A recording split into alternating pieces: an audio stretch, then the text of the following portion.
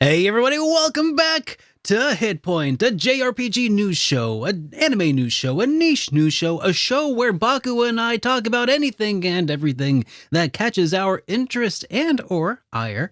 We stream live every single Sunday except for today. This is the one exception because it's a Monday and Baku had schoolwork. So, I went ahead and was like, all right, dude, it's fine. We'll roll with it. It'll be fine. Kind of ruins my intro a little bit because I have to go out on this tangent about why we're not streaming on Sunday, but we stream live every single Sunday, sometimes Monday at 7 p.m. Central, 8 p.m. Eastern.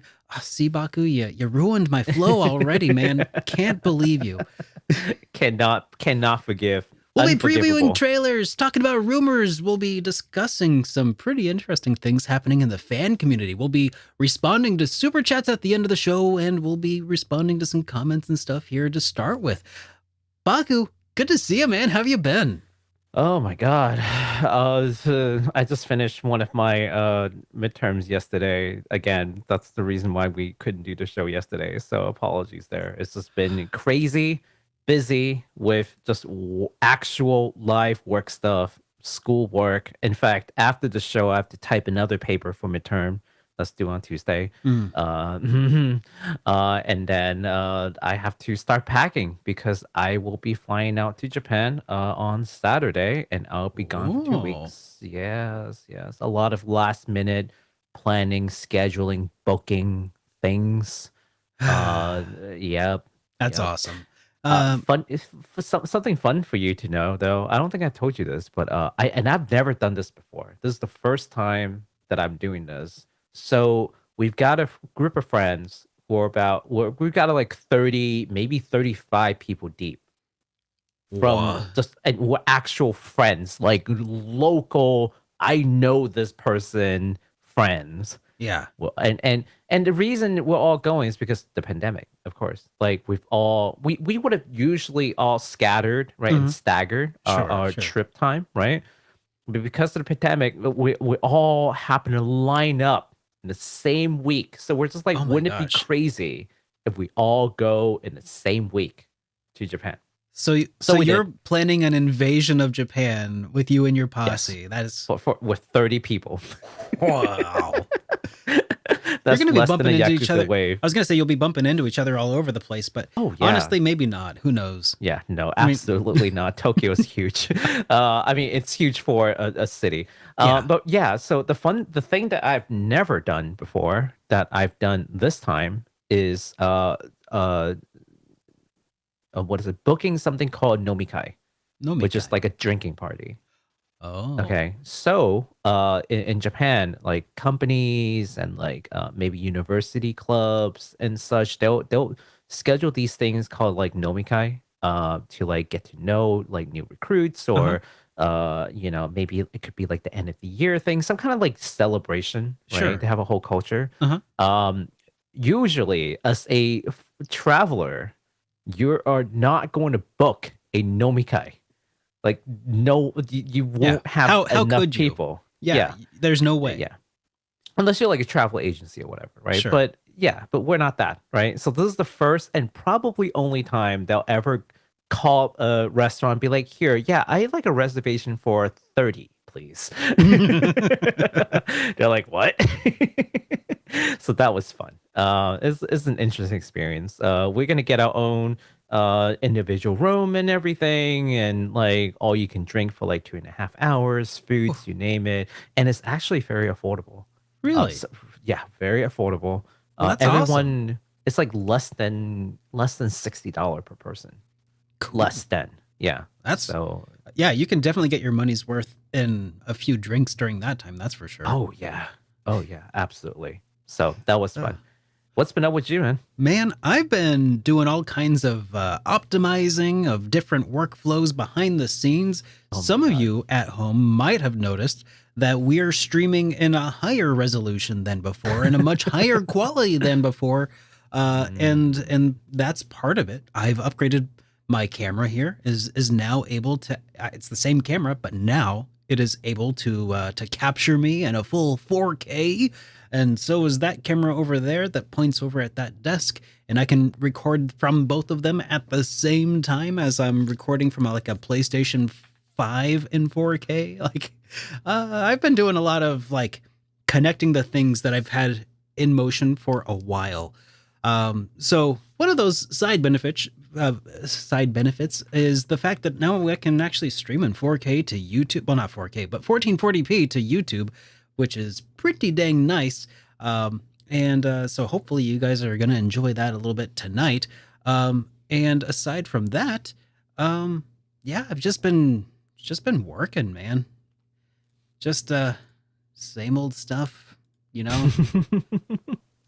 I hear you. I did actually, however, finish a little project that I had been sitting on for a while. A lot of you might remember or know that I had actually finished working on my review of Trails of Cold Steel 3 for a while. Well, I mean, I had finished writing it, but I actually now, in addition to doing Sea of Stars, like the next week, Trails of Cold Steel 3 review. I finally got it done editing. What? Yeah, The fabled Cold Steel 3? It's as the legends have foretold. Yeah, it's currently available in early access for all of my viewers, or for all of my supporters rather. And then I think I'm going to be putting it out on Friday. And one of those things that kind of took it a little while to get to being in the state where I could work on it really well is the fact that I recorded a lot of footage in 4K 60 FPS, and my computer storage solution didn't really have enough space to hold all of it, so I had to compress it into H.265, so it's a lot more space, saving. But it's also really a pain to edit in. But I figured out recently that DaVinci Resolve, a different software platform that is, by the way, got a free version, is far more capable of editing with hardware accelerated like GPU decoding, which is a huge game changer. So that just really, really helped. So all it took was me. So stop using Adobe is what you're saying? Yes. Okay. I actually, I have the Adobe Creative Suite through work, which is nice. I still bought the full version of DaVinci Resolve, which is like $300. Because it's just that much better. Like I have this free thing and I would rather use this one-time purchase of. And huge thank you to all the supporters of the show, by the way, who helped make that a possibility. So very much appreciate all of y'all. Thank you. So I also have Adobe Suite for school. I try using it. It's the most unuser-friendly thing. I just don't understand how people use this thing. I've been editing in Premiere for 10 years, over 10 years now, in fact.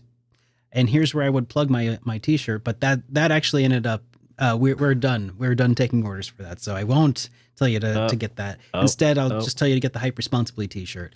So the HitPoint t-shirt. Oh yeah, or that. Yeah. You got options. At shop.superderekrpgs.com. And anyways, yeah, it's just been such a game changer for me to switch out to that platform. Like Adobe Premiere was just so slow that even changing gears and learning a different piece of software was faster than using something that I have 10 years of experience in. Oh no. It's that different. Geez. Anyways, all that is to say, I got some stuff done. I was productive and it feels pretty good. Nice. Yeah.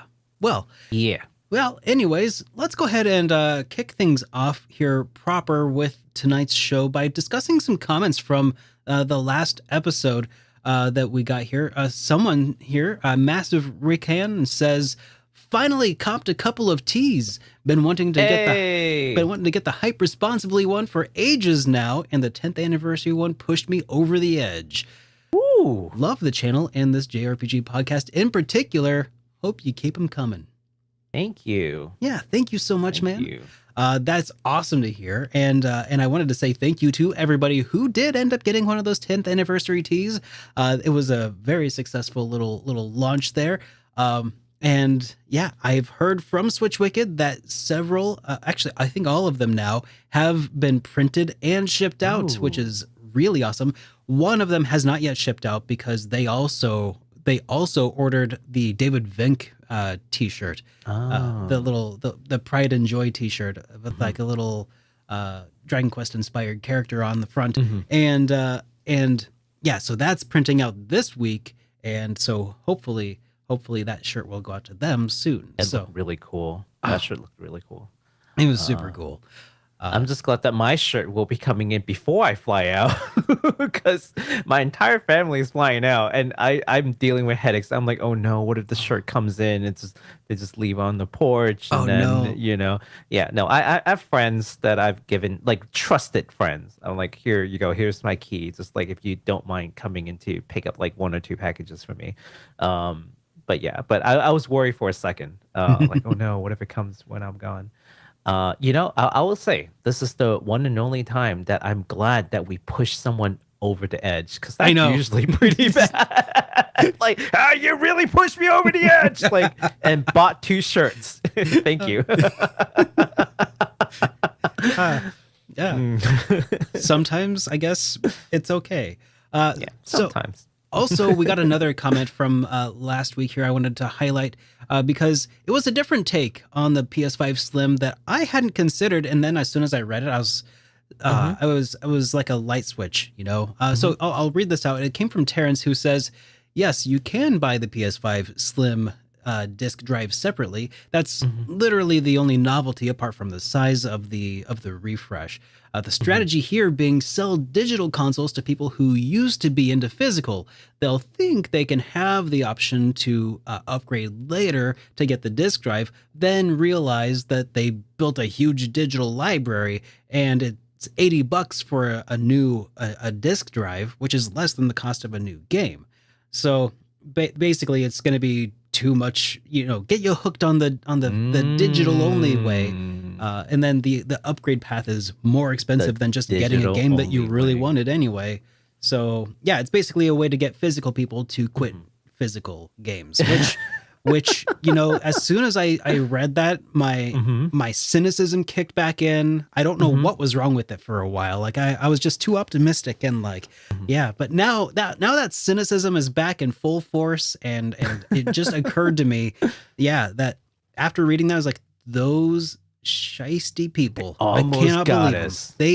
They had me in the first half. Mhm. Oh, mm, You know, look, PlayStation, like Sony, mm-hmm. if you want people to get digital only, there are two things that you need to do.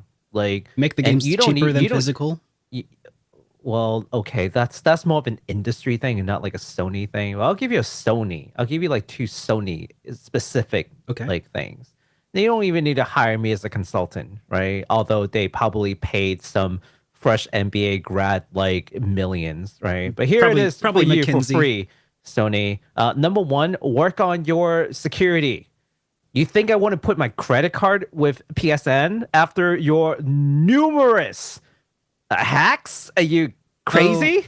okay. Slight counterpoint to your point. I mean, it's a good point. Uh-huh. Slight counterpoint. After the Experian debacle, like honestly, we're all compromised at this point anyway. It's just a matter of, how compromised. Counterpoint. That's only Americans. You have other people who aren't Americans. Well, that's true. That's true. Yeah. Because experience, Social Security and all that. So it's a very American problem. But Yeah. other people may not have that issue. But yeah, like I don't want my credit card information stolen from PSN. This is like it's one more place that I don't want to have. And but like, you say, hey, you could do PayPal, right? That are slightly more secure, maybe. We'll see. Counterpoint number two. I mean, not counterpoint, but like point number two that they need to fix. Hmm. Remember how like PlayStation 3 and like they just kind of like removed the store and you can't really get your games anymore. Yeah, that's the reason why people don't want to go digital, Sony. Do you understand? This Yeah. this is why, because we don't own it. Yep. You're telling us through your action, not hypothetical, not like, oh, You're just worrying about nothing. Look at Steam. Mhm. Yeah, Steam doesn't close down on us because the game is old, right? Yeah. It's the PC is just a platform. It's not like PS3, PS4, PS5, and you gradually phase out the older consoles. PC is just PC. The older games will still be there, right? Uh, and it'll still be available, right? I can't say the same for Sony. So until you fix that, like, and even after you fix that, you still got an uphill battle. Oh yeah. But that's just like a non-starter for me. Hmm. Like, Do you when remember you're doing that. one of the things that I remember in the first like discussions about digital games when you could, on the PlayStation 3, the Xbox 360, the Wii, the promise was Mhm. they'll follow the Steam model. Right. There'll be constant sales just like Steam. They're going to Hmm. be cheaper than buying them physical because you won't have all of the other overhead Hmm. of Yep. shipping and pressing. Yep. Production Whereas, logistics, right? yeah, Yeah. that promise has been completely abandoned, completely and utterly abandoned. Um, Oh, the day I believe in corporations promise. Am I right? Does yeah, come I on. mean that's Come that's on. really the main reason is that like honestly, n- sometimes games go on sale on the digital only, but it seems way more rare, and the prices are not competitive with the used market at all. Mhm. Like Yeah. almost like never. I mean, You know, but I guess that's the point from them is they don't want you to engage in the used game market. They well, want they need to to, compete yeah. with the used game market if that's what they want.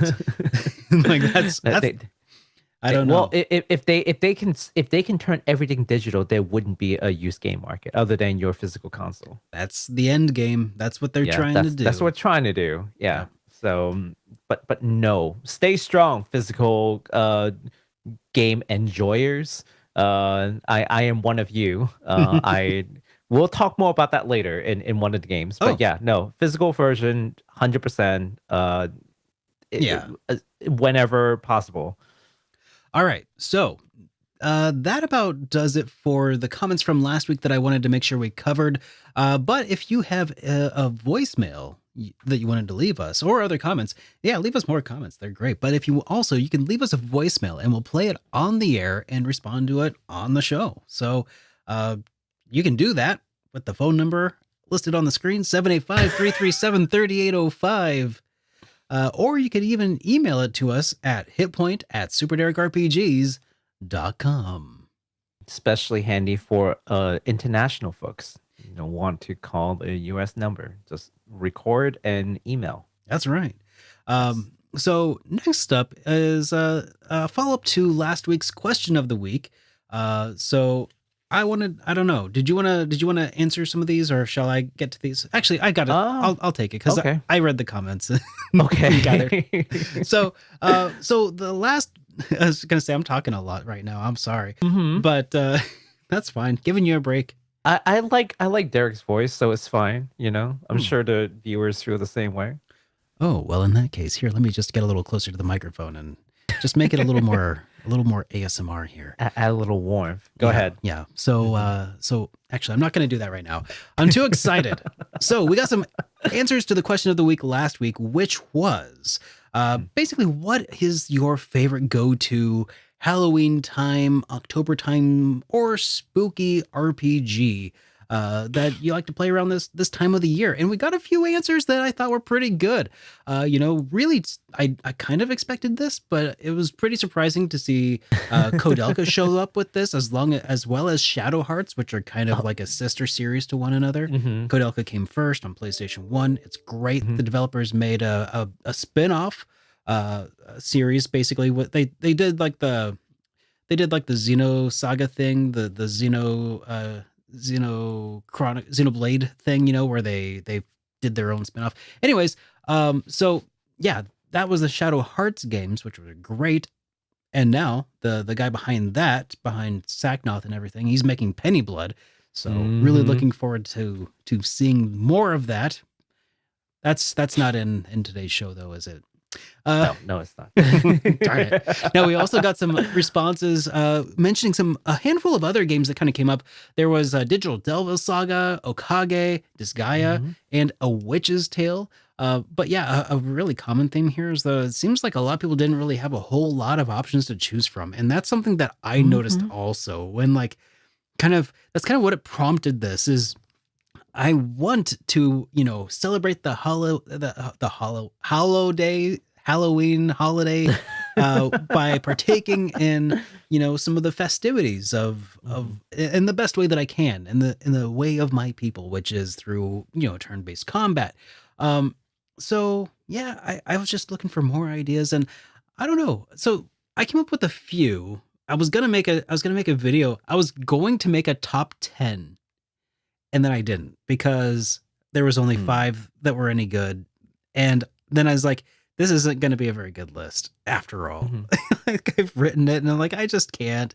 There's I don't know. I'd have to make too many, qualifications, I think, to make it work.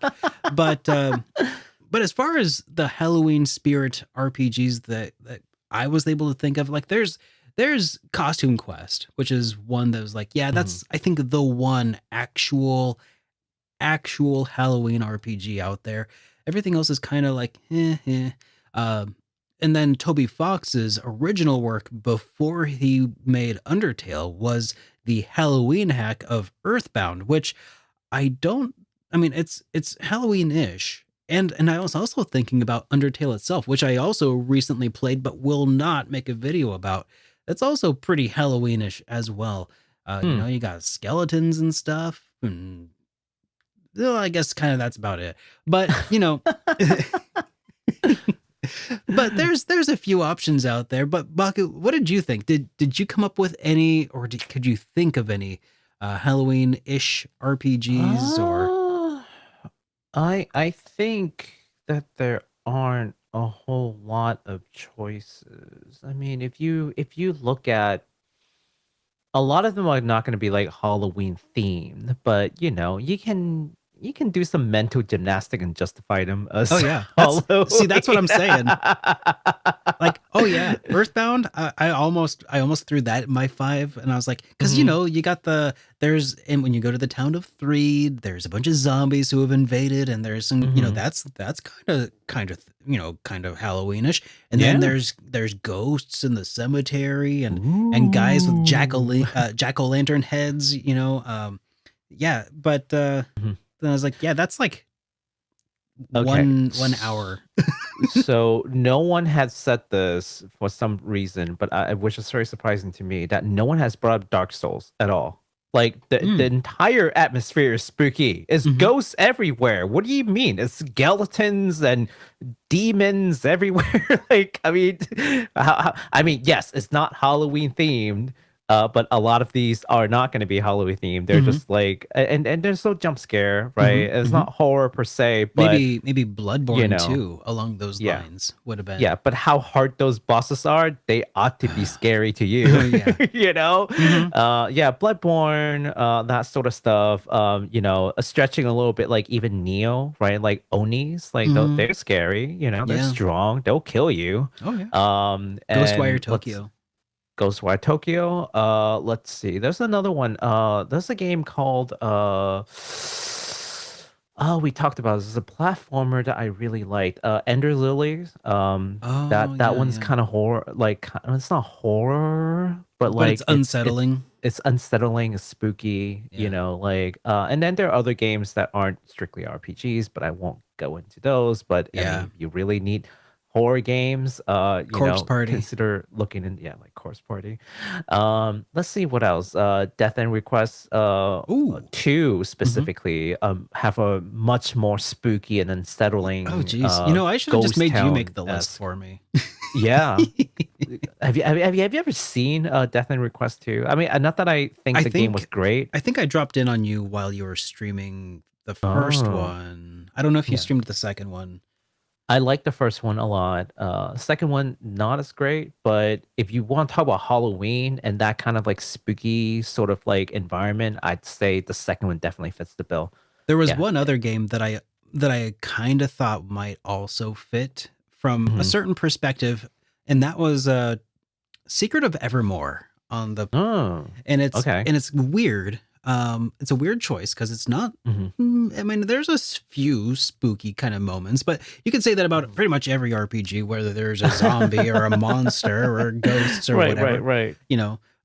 But what kind of got me thinking about it is the dog, how the dog transforms based on Mhm. whatever area you are part of, and in a way that kind of makes it almost like a little bit of a dress up sort of thing. You know, your dog, you know, gets to put on the visage of a robot or a timber wolf or some sort of Egyptian looking dog. I don't even know what you would Mhm. call that. Like kind of like Anubis, I guess. Oh, yeah, I could yeah, say. yeah, yeah. Mhm. So yeah, there was. I think that kind of thematically ties into it. I was trying to in the script of the video. I was like, how could I tie this in? Because like you go to these other areas and they're all thematically linked to different like movie Mhm. genres, and that was really cool.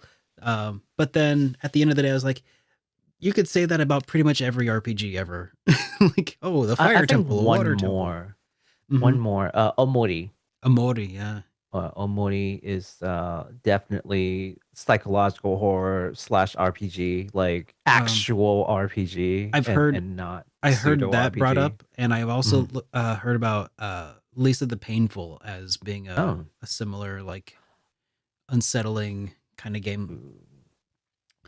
We But do have new horror esque, or at least the setting could be seen as horror RPG, yeah, like that one that we covered the other day that I uh, mistakenly called it yeah, a horror game, but but it was not a horror game. It's it's just just like, unsettling. Yeah, I yeah, it's just remember. unsettling. Yeah, Yeah. I can't quite place it either. uh, Something about earless, hymn of the Earless earless God. god. Yes, Yes, that's yes, it. yeah. But we have stuff like that coming up, so I can't like throw those out there because they have not been released. But I think we're starting to I know that the theme is a Halloween themed RPG, Hmm. but like the horror genre, or the various aspects of horror Oh anyways, yeah, even if you can't call it horror, be mixed into RPG is it is. definitely something that's people are actively exploring now, Yeah, and I for one welcome it. I I was gonna think say it's great. it is Yeah, ripe for the picking here, I think. absolutely, absolutely. So that about does it for questions of the week. I don't have a new one to post to y'all this time. So yeah, we'll just see what comes up in the comments later on. Leave stuff in the comment anyway. Talk to So us. now here's one that I needed to talk about. And Mhm. again, I'm just taking the lead here, I guess today, and that is an update to a game that I actually put out a review for about a year ago called Pillars of Dust, which is a game by Retro Games. And published by our good friends at Something Classic. They've just dropped a massive overhaul of their little indie game from last year called Pillars of Dust.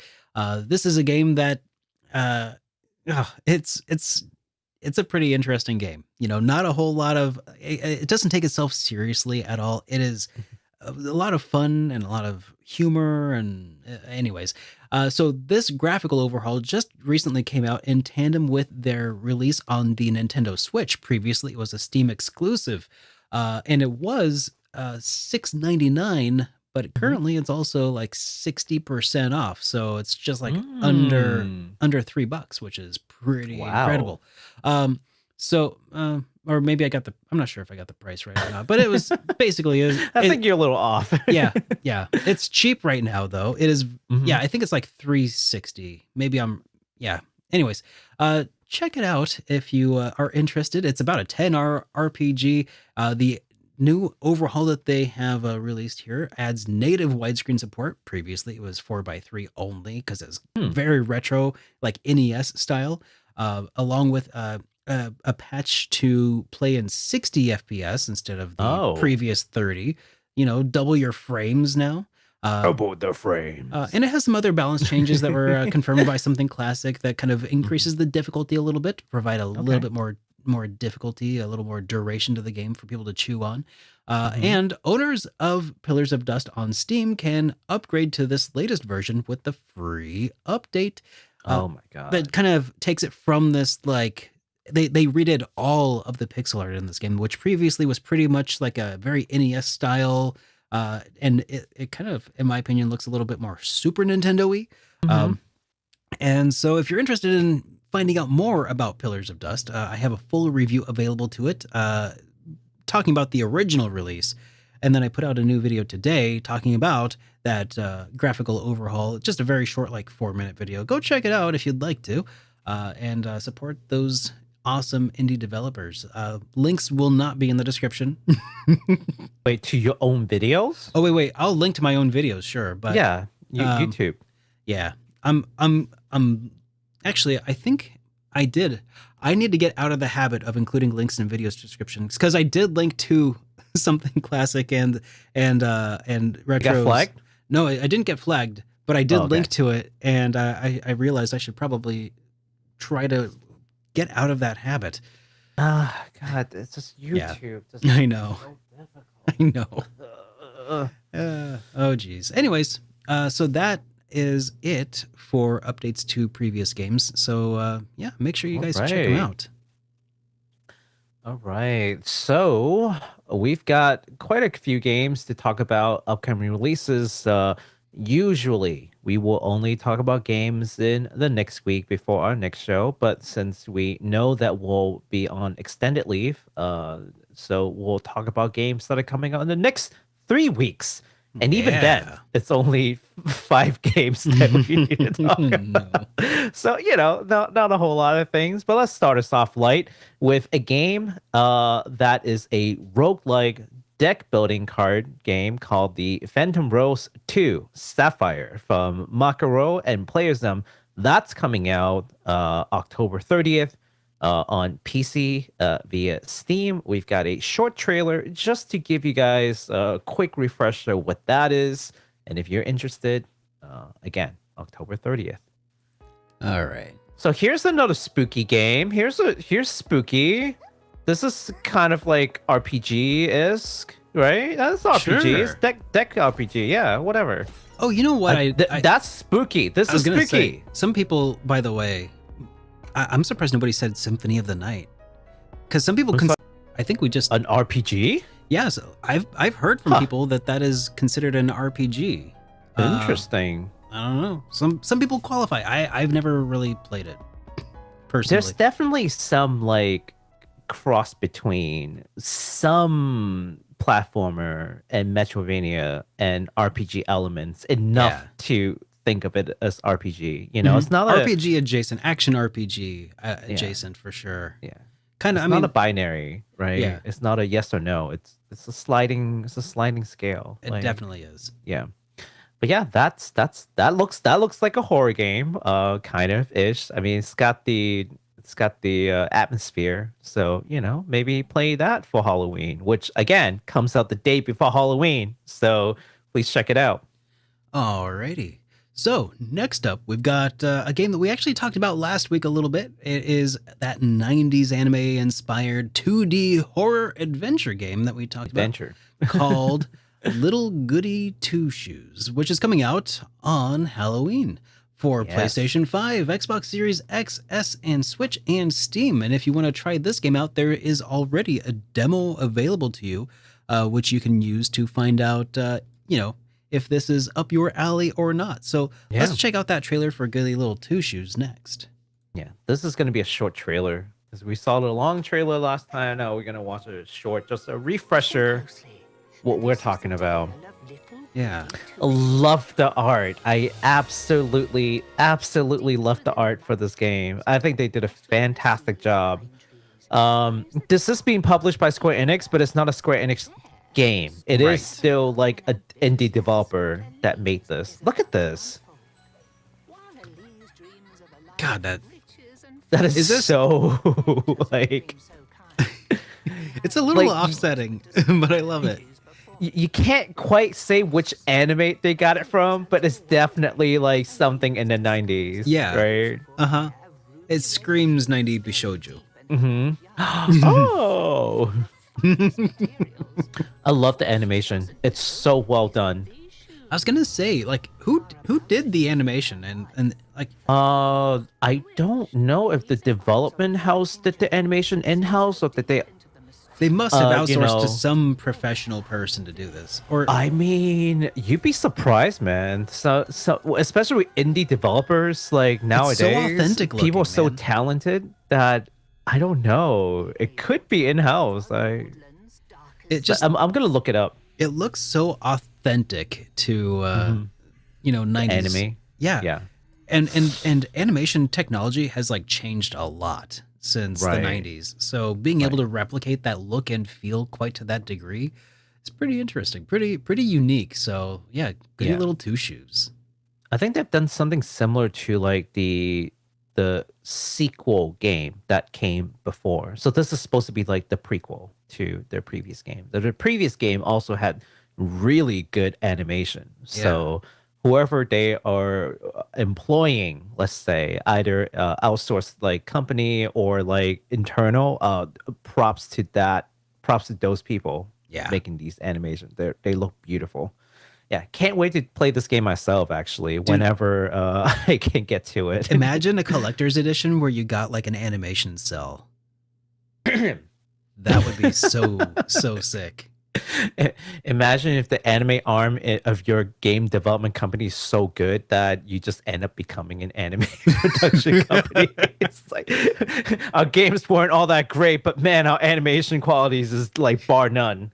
All right, just God, that would be incredible. yeah. But seriously, like if there was a I'm now that I thought about that idea, I so wish that there was a way that you could get animation cells with like a random animation cell with your collector's edition of whatever Mhm. if it had actual good animation, you know. I mean, it wouldn't be the actual cell, but they have cell replicas. I've seen those. Mm, Yeah, I've seen those as like a product that you can buy from certain places.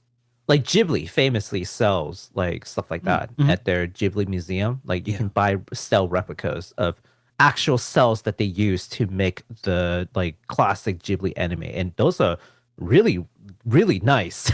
Yeah, Really expensive, but I they're really nice. I believe it. Yeah. I'm thinking like good man, could you imagine getting a an animation cell from like Lunar, the Silver Star Oh story or my something? god. Oh, that would be so cool. That would be so cool. I Especially would because it's frame it. especially because like the video itself is so heavily compressed on the PlayStation 1. Like seeing it in Mhm. like its full painted glory would be so cool. Yeah, absolutely. Absolutely. All right. Sorry, I You know, don't mean to derail. I mean, even I just guess seeing it, like forget owning it. I just want to see it. I don't want to touch it. I'll touch it with my eyes. But yeah, no, again, this is Little Goody Two Shoes. Again, apologies for last week that I had mistakenly called it an RPG when in fact it is an adventure game. That's So all right. yeah, Little Goody Two Shoes. And its prequel, Pocket Mirror. Well, sorry, sequel game, but Oh, previous yes. project that's related called It is Pocket a Mirror. prequel to Pocket Mirror. Yeah, because I saw someone asking about it. So I'm like, just in case you want to know, this game, there's another game that this company also made that's related. It's called Pocket Mirror. It's already out. You can play both of them. Nice. Yeah. Okay. Next up we've got the latest action RPG from Furyu, called CRYMACHINA, which will be released in October 24th. In this game, you will traverse through the post-apocalyptic world as mechanical girls with reincarnated human souls. The question of what does it even mean to be a real human will be one of the major themes to the story. The other, of course, is to cry a lot. Okay. Yeah, crying is a major theme in this game, if you can believe it. We've got a trailer, so let's take a look at that. All right. Now, do they want the players to cry, or is it like a game mechanic where the character cries? Everyone cries. Everyone cries. No, I'm just kidding. I don't know if it's a game mechanics, but you will see it from the animation that there's a lot of crying. She got really A she got some red eye. She could lot of use some crying. clear eyes. Human souls reincarnate into like robot bodies, basically, is what's happening. Yeah. So like There's another game that's from Fudu called oh, I forgot what it was called. It's Crystar? Crystar. So like a lot of people wondering if this is like some kind of a sequel, and the answer is we don't know. We really don't know. Like they haven't said that it is, I but mean, if there are some connection between the game for various degree, I we wouldn't be wouldn't be surprised. surprised. Yeah, Definitely, it's because the I'm pretty same sure Crystar. thematically. I was gonna Yeah, say, I'm yeah, pretty yeah. sure Crystar has like a thing where it also takes place after some form of death. If I recall correctly, Yes. and maybe involves crying too. I don't know. Yeah.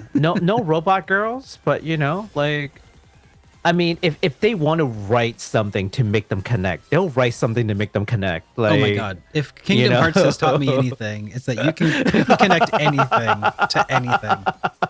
Oh my god. Whether they connect well or not is a different story. Yeah, However, with connect they will. with enough darkness, it will connect. And leave it for you to fill in the blank, right? Just oh, what do you think happened? Oh no, no. You You know fill in the what? blank. No, if Kingdom Hearts had left any any room for people to make up their own fan theories, it would have probably held some mystique. Kingdom Hearts tried to over-explain everything. Like, I've seen fan videos, man. They yeah, they go hard. yeah. Yeah. But anyways, Anyways, this game looks great. It is it an action RPG. Yeah, it looks great. 3D's at it again. it's a beautiful looking game for Yeah. sure. I welcome it because it's different. It's not your usual suspect, right? Like, it might not be everybody's cup of tea, but sometimes you need a company like Fudu to push the envelope a little bit. They're somewhat in between, like, your pure indie to, like, Final Fantasy. Like they have corporate backing, but they're also willing to explore different thematic like ideas. Not as daring as like an indie studio, but definitely not playing as safe as like your AAA, right? Yeah. So there's a good spot for these games. This is a really long Yeah. trailer, but it looks It's really 3 minutes. It's what? It's 3 minutes. Oh, I think you said 30 minutes. I was like, oh No, my no, no, god. we're gonna be here for a while, guys. Strap down. No, it's 3 minutes. It's already done. But yeah, it's got a good amount of gameplay, so I think it shows you It's a good trailer. what you should expect. Yeah, It's definitely caught my interest. yeah. I have the previous game. I still haven't played. How Just dare sitting you? there. It's just along with many other games Mm-hmm. like East and Trails. Oh gosh, Mm. I feel you on that. Mm. Oh, just Anyways. don't mind me. I was just looking at my backlog over there across my shoulder. Anyway, Don't make eye contact with it. don't make eye contact. So, CRYMACHINA, of course, again coming out in October 24th. If you're not sure that that you want to commit to buying this game, the demo is available as well. So please check that out. Next up, we got a game that I don't know, is kind of cool, I guess. The long-anticipated remake of Star Ocean: The Second Story is finally coming out on November 2nd for PlayStation 4, PlayStation 5, Nintendo Switch, and PC via Steam. And we've got a trailer for that as well that we can take a look at. Yeah. Because, I mean, honestly, Now this is going to be a long trailer. This is 8 minutes long. I'm We don't okay have to with watch the this. whole thing, but it's Star Ocean, and I feel like Yeah. you know what, a proper respect is due. I will sit through an 8 minute thing if they will show us an 8 minute thing. Now, I will also say I do have a full review of the PlayStation version of this game, which Ooh. I do not think will probably be too far removed from what we experience in this game. So if you want a good idea of like, is the story any good? Are the gameplay Oh, look at mechanics that. good? Oh my god. Then you will know. Oh, that. I'm sorry, I got distracted. What? I got distracted. What were you saying there, Baku? I wasn't saying anything. Yeah. Okay, Just so anyways, admiring this. yeah, the base game, the original release, super awesome. Now reimagined with brand new visuals. Oh my god, Let's take a look at them one by one. that is Revealed in the battles to the in-game systems. I still that's so think it's pretty. very jarring with the 3D I object. don't know why. I don't find it jarring in the slightest. I love it. Oh, Like it's still jarring to me, but I'm coming around. It's not as bad as the initial look. The initial look, I'm like, oh my god, what is going on? I'm starting to come around a little bit. Okay, I so will I'll say say that. in combat it does look less I think it looks more seamless in combat. Like I feel like the the sprites do look when they're a little more super deformed like that. Because here, where they're like in the slightly more realistic proportions, it looks a little better. Yeah. Oh my gosh. But it doesn't look bad. I don't think at any point to me did it ever look bad. Oh man. My one regret for this game is that it does not, as far as I know, have the involvement of the Star Ocean Yeah. team. Yeah. Tri-Ace. Tri-Ace, yeah. Yeah, I'm really starting to write the Tri-Ace team involvement, like future involvement out. Like I hate that I'm saying that, but that's just like that's more an observation. Okay. I don't want people thinking like, oh, Baku hates Tri-Ace. No, I bought Star Ocean 6 on full price because I want to support them. Okay. Yeah. Just no. But you know, I feel like the writing's kind of on the wall for Tri-Ace. I again, I hate that I'm saying this, but that's my gut feeling is that their time is pretty limited. I hope that the developers can. Oh gosh, I don't know. Is Tri-Ace a sub company of Square Enix? No, They're they not. They're are- just they're like a separate publisher, like the people who made Goody Little Two Shoes, right? They just happen to be published by Square Enix. yeah, they are wholly owned by something else. But Square Enix owns the IP of Correct. Star Ocean. Yeah, as the publisher, they own the IP. Yeah. So that's so Well, that's in unfortunate. this So- arrangement, they own the IP. Anyways. Yeah. Yeah. So my hope is that maybe the team can borrow a feather from the cap of Suikoden and with Aiden Chronicle and then Penny Blood and then Armed Fantasia, and maybe try going out on their own to make something that. Oh, Scott's in here. Scott says the people working on this game are the original people worked on 2. It's still Tri-Ace. It's just not called Tri-Ace. Is it not? Oh, So, well. so the I feel people better over then. there, it's just not the company, I guess, is what he's saying. Okay. Well. They're working on this game under a different capacity, but it's the same people. Okay. That's what I'm getting.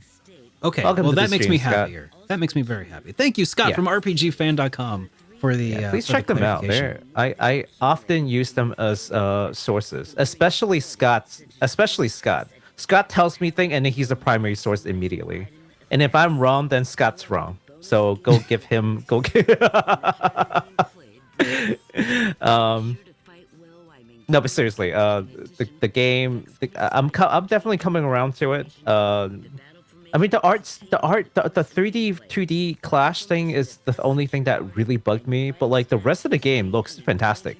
Weirdly, Like special effects, music, like everything else, like looks really good. So, weirdly, I don't remember like there. I think that there was less of in like Octopath Traveler and other games like that. For whatever reason, I felt like they also had a similar thing going on. Except I think the buildings and stuff were still pixel art. So yeah, that's the thing. Like even though they may be 3D object, when they're placed on like a flat surface, they still look pixely in 2D until you start shifting views, right? Yeah. Here, the 3D objects are not pixelated like the characters are, and Yeah. that's what's creating that like That sort of distortion. discordance. Yeah. And that's the problem. It's not innately because 2D versus 3D. It's But more like the here texture. in this combat Yeah. scene, I think that still looks really good. But I respect why you could be off put by that. Here's I think one of the reasons that they might have done it that way is because the game originally was on a 3D polygonal plane, so they wanted to retain some of those 3D polygonal environments. Like the buildings in towns might have had like low res textures, but they were polygonal. I think some of them were, or they weren't pre-rendered, were they? I God, don't remember off the top of my head. it's been a so minute. I don't. Yeah, I don't All want right. to give the wrong thing out. I was gonna say it's been Yeah. a couple of years since I reviewed it too. Yeah. But I will say this, like art style is I can't believe I have to say this, but it's the internet. It's subjective. Oh, yeah. So like please, there's no right or wrong answer here. It's just if you like it, you like it. If you don't like it, you don't like it. It's that there's no right or wrong, so please don't fight over it. Yeah. Like yeah. Not saying people are, but you know, let's just throw that out there now. Well, yeah. I mean, Yeah. I think. Oh, that's interesting. So they've reworked how you can in Star Ocean 2. The original Star Ocean 2, you had to choose private actions when you go into a town, but then Oh, here okay. you can do private actions, whenever, which is pretty cool. You have to tell them to like go away. It's like split up. Yeah, you're like, I'm about to do some stealing, guys, and I don't want you getting mad at me. So how about y'all go over there for a while? One of my favorite things in the game was like, if you go off and do private actions, you can steal from people, and you can even encounter your own teammates and steal from them and end up with like better gear than what they had equipped. Oh, what? Yeah, it's You know- nonsensical, but it's so funny. Funny. Yeah. And that's kind of what we're missing in these games, like JRPGs specifically, honestly, is that there's a lot of these nonsensical fun things that they just stopped doing. I don't know why. But I gave some thoughts about that lately that I wanted to chat with you about. Maybe later. Maybe it Maybe doesn't we have could to do be it during a tonight, but show. Honestly, like yeah, it it could be. could be an interesting topic of discussion. November 2nd, demo is available. Yeah. Scott had made it a point to come to my stream, be like, did you know that the demo's available? I'm like, bro, no. I'm flying off to Japan. I can't play while I'm over there. It's going to be, no matter where the game ends, it's going to be a cliffhanger. It's not the full game. I cannot do this. But hey, for the rest of you guys, you guys can check out the demo before you buy it. So it's pretty cool. Yeah. So the game is there is currently a collector's edition available for the game at the Square Enix store. That's right. A physical version pre-order is open, and like the other games, a demo is available for you to try before you buy if you're on the fence about the remake, or it's, if you want to know if this new higher resolution, if the backgrounds and world are going to, be too jarring. It's easier to figure that out with a demo than with the physical release. But if you did buy a physical release and you don't want it anymore, just let me know. Yeah. You can take it off your I hands. may or may not have already pre-ordered it, because I still want to support the series. I love the Star Ocean like mythos. Like I love just being able to traverse the universe and go to different planets, and they tied all this magic usage together under like a certain kind of like lore, right? And Yeah. it makes sense. It's kind of science, but it's kind of magic. It's such a great backdrop for all kinds of adventures, right? And this expansive lore could happen if they will just play their cards right. This can be like huge, right? Let's hope. I don't think they've really tapped into the full potential of Star Ocean. But I digress. This is just a fan in his wishful thinking. I mean, it was for a short while. It was a competitor to the Tales of series, which is doing really well these days, and Square Enix could probably use a piece of that pie. That's right. I mean, see, and Star Ocean's got one thing that Tales can't do necessarily, and that is a cohesive universe. Like literally a cohesive lore. Like they can kind of pull their own kind of trails if they wanted to. I was gonna say, if they wanted to. There is an appetite for stories that continue across universes, as as evidenced by the wild success now of the Trails series. So, yeah, I hope that That's they're able right. to leverage that to some of their advantage at this point. That'd be awesome. That's right. All right. And yes, sorry, someone said like no PC, no physical edition for PC, but yes, there is this game is available on Steam. Oh, okay. Yes. Okay. Speaking of being available on Steam, Like a Dragon Gaiden is coming, featuring main man Kiryu Kazuma, whom Derek doesn't really know. You fought him once, right? In Like a Dragon. I don't know. It just seemed like some yeah. loser. Some loser, just some dude. Well, Dragon Gaiden is especially made for people like Derek, who has never played any of the other Yakuza games, to really get to know our homeboy Kiryu Kazuma. You know, why does he matter? Why is he the legendary like dragon of the Dojima? legendary dragon of the series? Like why is he so important? Yeah. Well, you don't have to play like 6 games to figure it out. The developers had said that part of the there are 2 main reasons why they're creating this Gaiden. One is to fill in the gaps between 6 and 7, and also the gaps between 7 and the new game Infinite Wealth that's coming out. But also as an opportunity for folks who have jumped into the series with Like a Dragon, does not know who Kiryu Kazuma is, but then he is extensively featured in the new game. So this is just it's a pretty nice little like gap filler for people who just want to get to know the story better without going through all the games, and prepare them for 8. I think it's a pretty good move. Plus I can't really say no to more Kiryu, so always a pleasure to get more of our boy Kiryu. So this game is coming out in November 8th for PS4, PS5, Xbox One, Xbox Series X and S, and also PC via Steam. Just no Switch, because right, I don't think this game runs on the Switch. And if it is ever available on Switch, it's going to be through some streaming service. So avoid. Avoid. Yeah.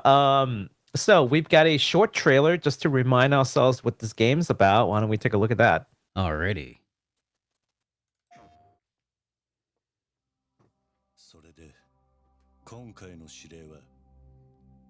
Yeah, What I we love watched the about- long trailer once. We're gonna watch a short trailer this time just to refresh you. Yeah, what I love about the Yakuza series is that it's just so happy-go-lucky at all times, really lighthearted, feel good, uplifting. Nothing bad ever happens. Just nothing bad ever happens. Just right? low stress, kind of stories. I appreciate That's sarcasm. stories. Yeah, no, I appreciate stories like a Dragon and Yakuza. That's different from like the fantasy story. We Yes. talked about this before. Like when you talk about a fantasy story, sometimes it's a little harder to tell more difficult stories, only because they have to spend a lot of time building out the world for you to have this like suspense of disbelief, right? Yeah, this one has just pick up and go. Yeah, this is just real world. I don't have to spend a lot more time. I mean, I'll have to tell you about the Yakuza world and the underground, but a lot of things is just modern things. You already accept and know how they work, like a cell phone or an elevator. It's not exactly foreign technology. You already know. They don't have to go through it, right? Yeah. Like, how does a gun work? Well, there's no magic. There's nothing mystical to contend with, right? So, and in that sense, they're able to tell a different kind of story, right? Yeah. That's more based in reality. Well, I say more based in reality because my man Kiryu has been shot like how many times, and he still hasn't died somehow. Hey, But I mean, there's no accounting for plot armor. That's right.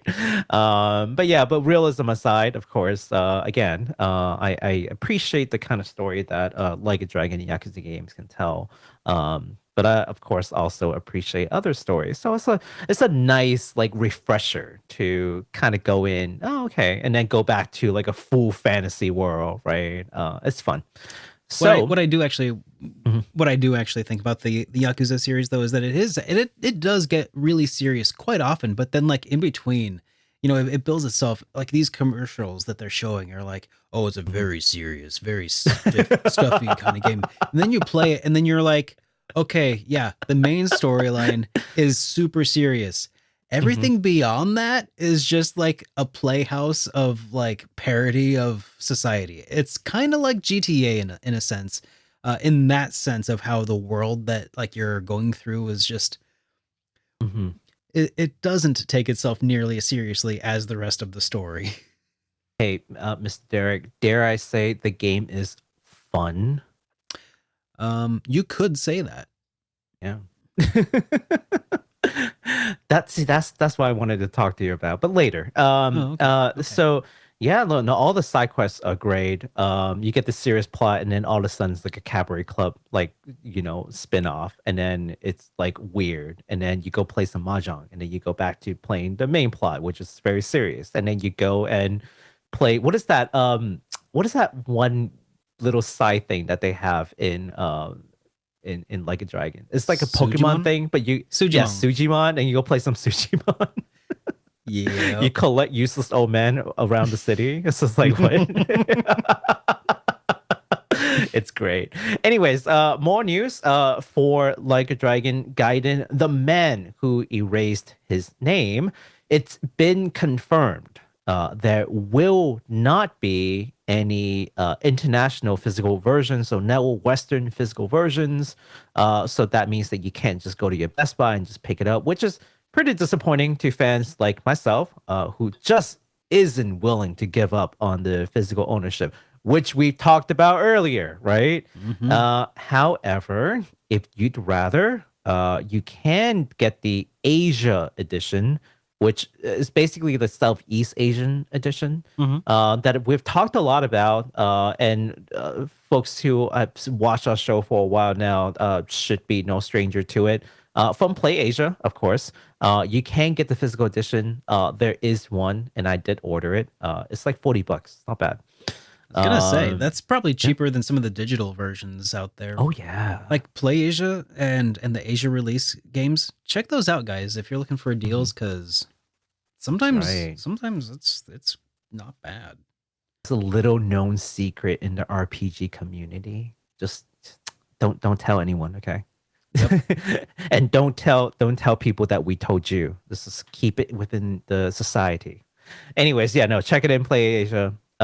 Get the Asia edition. And how you would know is when you go to Play Asia and you look at like the icon, it will say like Asia as opposed to like a EU flag or like an American flag or a Japan flag, which will indicate EU version and like US version and Japan version, right? Yeah. Respectively. But get the one that just doesn't have a flag and just says Asia. That's typically like the Southeast Asia version that has English for the most part. Get that Oh yeah. for other games.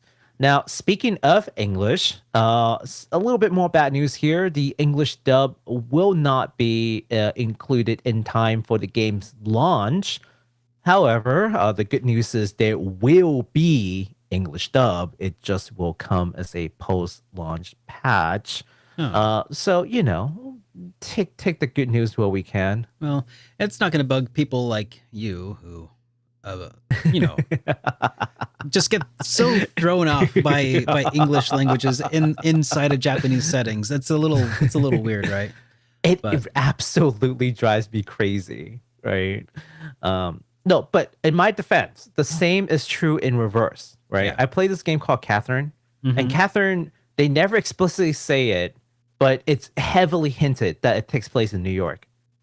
And when everyone speaks Japanese in New York, it's like weird, right? Yeah. So Mhm. you know what I did? I turned on English voice acting. Same thing with like Resident Evil. Like Yeah. Raccoon Town's not real, but we know it takes place in the States. So no, like I play that game in English. Like just for anyone who seems to think I just hate English voice acting, that is absolutely not true. It depends on the game. Yep. It's context dependent. It's context dependent. Yeah. All right, and that is the last of the upcoming release for the next couple of weeks, and we're now gonna move on to some new announcements. Yeah. Anyhow, Surprisingly few for, being right before holiday season. You would expect, but I think that maybe they're holding off anything that's like remotely like Mhm. huge that could come out in October. They're like, yeah, this is going to be holiday.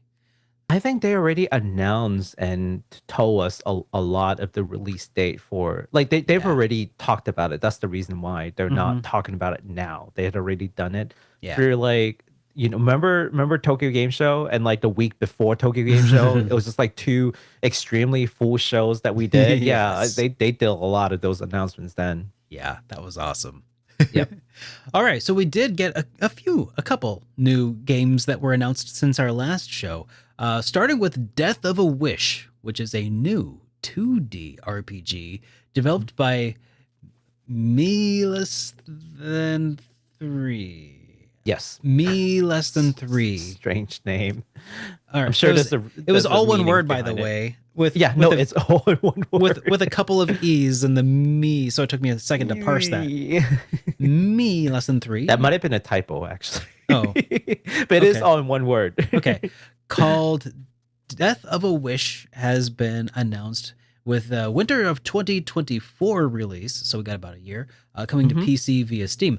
This game, in this game that is set in a nightmare dream world, you will play as Christian, who is being targeted by a cult as he tries to escape their indoctrination.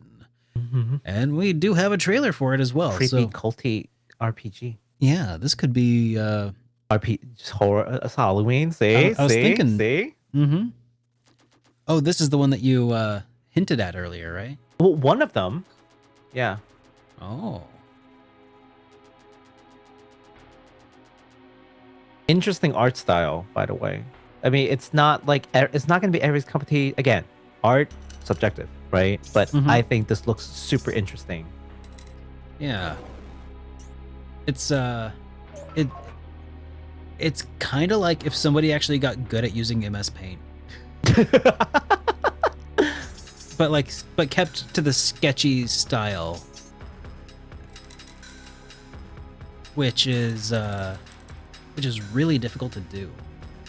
Like to be sketchy, but also to be able to convey appropriate, like in low resolution. It's Mhm. it's a balancing act, because also you don't want it to look too refined, but you got to make it It's refined enough. refined enough to be able to tell what it is.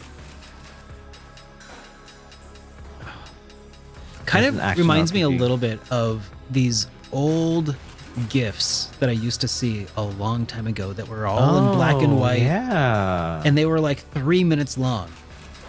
oh, but- I remember those. And they're like this little bunny that had like a couple of guns, and it was like this Matrix inspired.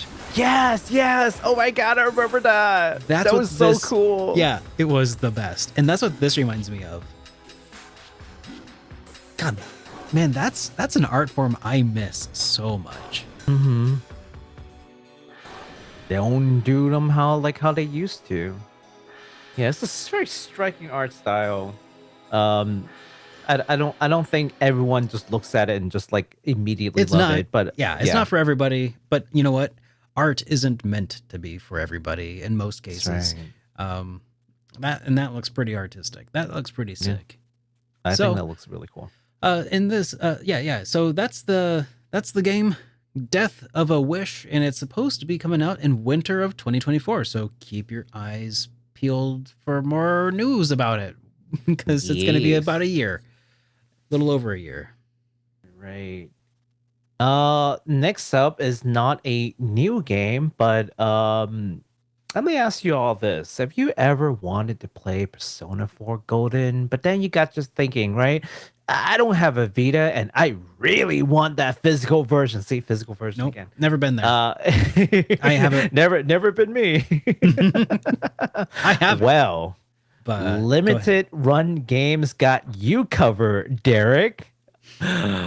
They are actually publishing the physical edition of Persona 4 Golden. So previously, when we announced the Persona 4 Golden for all the other consoles, we said that it was digital only, and it was true at the time. But Limited Run Games will be publishing in partnership with Atlas, as it's implied, a limited run of physical edition. So if you want to grab one of these because you're a Persona 4 fan, please be sure to check out their website sometime between October 27th to December 10th, when they will be collecting the pre-order. Now, in addition to the regular edition, they're also pushing a rather interesting limited edition called the Midnight Channel Edition for the truly diehard fans out there. Does it come with a CRT television? Close. I mean, the box is a CRT television. Oh, really? Oh. Yeah, no. Do you want to take a look at my screen so that we can show the folks what it looks like? Okay, Yeah, let's check this out. Yeah. All right. So here it is. Oh God. Yeah. Yeah. I wasn't kidding, right? Right there. Did not mean to be so close to the mark. So here's what you will be getting. Of course, the special box that you're seeing here. You will also be getting a steelbook case, a grimoire book box, a soundtrack, a trading card set, and oh, by the way, the soundtrack, amazing. P4G soundtrack, so good. Protagonist glasses and a display stand, which is right here, which is actually kind of cool. You get his actual glasses. Let's see, an all-out attack 3D shadow box, which I could only assume is this little thing right here that I can't quite tell what it does. It holds your shadows. It holds the shadows. A metal teddy statuette, which is this thing right here. Ooh. So, if you like Teddy, not many people do.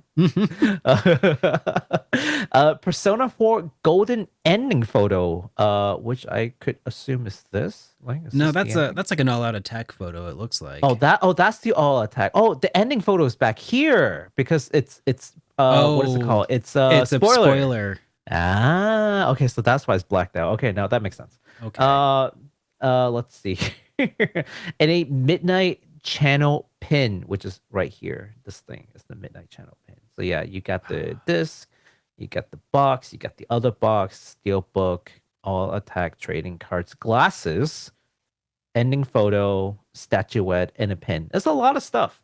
Yeah, it's a lot of stuff. Now, of course, I don't typically talk this extensively and show this much about limited edition, but you know what? I play Persona 4 Golden. It's pretty neat, and this is not coming from Atlas. This is like a truly limited affair. So for all the people who are huge fans of P4, and also if you know anyone who's a huge fan of P4 and they didn't know about this, let them know. Maybe this is something that they would want to pick up. I want it, but I'm probably gonna pass. I mean, yeah, I'm it's probably gonna pass personally. I mean, I do have a physical copy for Vita, so I mean, there's that. But I am gonna pick up a physical copy. I'm probably gonna pass on the limited edition because it's 200 smackaroos, and it's not a huge sum, but it's also not nothing, right? It's like I could spend this on anything else. So yeah, I'm not huge enough of a fan to do it, but I will pick up a physical edition because, like I said, I only have the digital version for PC because at the time they said that they weren't going to release a physical copy, so I had no choice. But now that they are, you know what I'm going to do? I'm going to support physical media and go get myself a physical copy, probably for PS4. So yeah. Oh, maybe the Switch. Actually, you know what? What would you guys do? That's a good question. Would you? I keep running into these issues now where I'm just like, do I want to pick up the Switch version or PS4 version? Let me know in the comments below. What do you think I should pick up? A Switch or PS4? And yes, I get the pros and cons. Like Switch, I can take it to the go, but the loading time is worse, and vice versa for PS4. Is it though? Basically? Because PS4, PS4 or loading time on PS4 is definitely still faster than the Switch. Is it? Huh. Yeah. Well, for the same game that I played, comparing between the two, but that's just one game. Oh, but did you have like an SSD on your PS4? Because my PS4 has a spinning hard drive, and it's not particularly great. Yeah, at loading it's an from it. SSD. Okay, that It's an SSD. that might make a difference too in Yeah. your experience. That's right. Yeah. So let me know, guys. What do y'all think? So yeah, that takes care of it. Unfortunately, I can't give you guys the link like how we usually do. And for those who are just coming back to the show, welcome back to the show. But we did explain why we can't put these links in anymore. But the long short is we got flagged by YouTube, even though it was a perfectly legitimate link that went to Pokemon, like an official Pokemon website. So yeah, we're just Yeah. not going to be able to link anything outside of YouTube now, in fear of being flagged again. But just know that this is the limited run. You can look them up pretty easily, and check out their Persona 4 Golden publishing and release. All right. Well, that does it for those. We do have what looks like a couple of merch announcements. Is that right? Oh jeez, yeah. Okay. Maybe you want to stay on my screen for a little bit then. So there are, speaking of Persona, let's talk more Persona. So remember this Oh. figure that we talked about? Uh-huh. The Aegis Extreme Orgia mode. I'm definitely mispronouncing this, just like her Yeah. name. I'm mispronouncing everything. Whatever. It's from P4U Ultimax. So basically, this figure is now actually on pre-order, God, that's such a good starting looking from figure 3 too. days ago, actually. Yeah. So if you were interested then and you just didn't know, like, if the pre-order was up, the pre-order is up. So you have until December 22nd to open your wallet and open your heart for the new, this new figure. And I remember it's actually not bad. It was like $200, which I expected this to be a lot more considering the level of detail and how it Mhm. lights up. I was expecting closer to 350, but to my surprise, it's Yeah. closer to like 200. Would you So- rather get this for $200 or the Persona 4 limited edition? Ooh, probably this. I was gonna say so too, because If I, but Mhm. only if I liked Aegis, which I don't particularly care. yeah, I mean, I like Aigis. I think she's great. Yeah. Yeah. But it's all right. I get you. But if I don't. if I was a fan of both and I have to pick one or the other, I would pick the figure. Mhm. Yeah. But That's- as a non-fan to either, I shall pick neither Okay. and keep my $200. So that's one. Now, hey, look, I get it. Maybe Persona is not your cup of tea. How about TO? Get it? Oh yeah.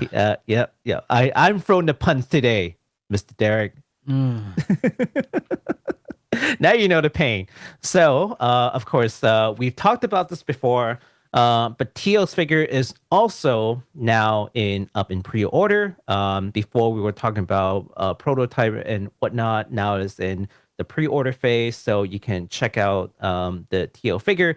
Of course, we've got a lot of Trails fans, and you should know by now that it is from Kotobukiya, because I almost feel like Kotobukiya might have like an exclusive contract with Falcom at this point to make their entire line of figures, because they have done basically 95% of the figures so Yeah. far. Gotta catch them There- all, I guess. Yeah, no, there is another company that did some Trails figure at the same time, but they did like maybe 2 or 3. I think I remember that, and we talked about it, and then Yeah. I think it was the more expensive.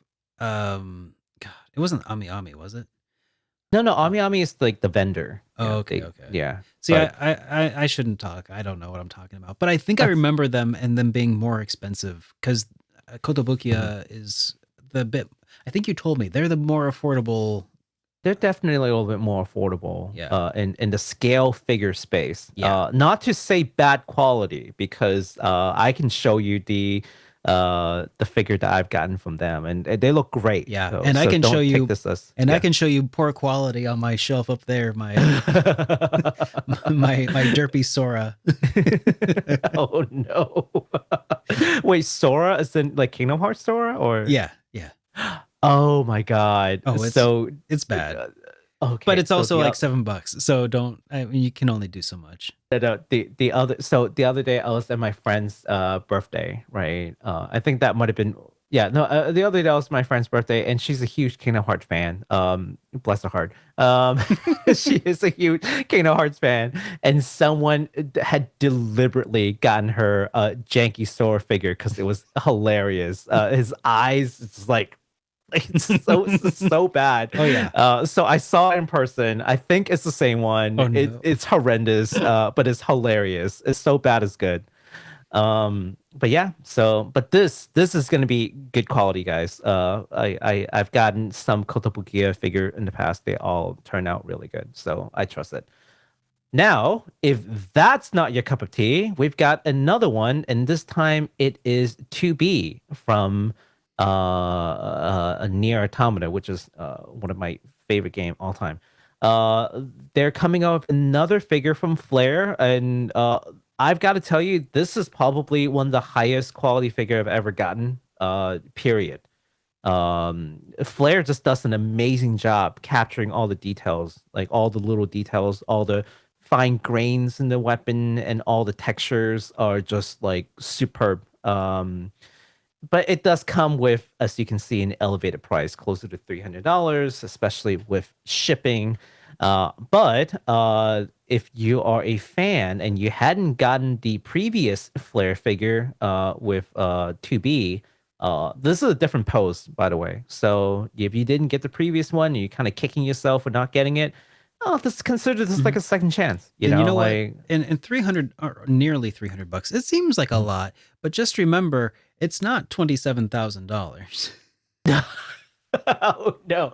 Well, oh god, yeah, with the shipping too. Oh, and for anyone who does not know what we're referencing to, we're talking about the Final Fantasy 6. Oh, I still can't. Still stings. It still stings. It still stings. I was fully ready to drop $3,000 for that. I told you, right? For $30,000, man.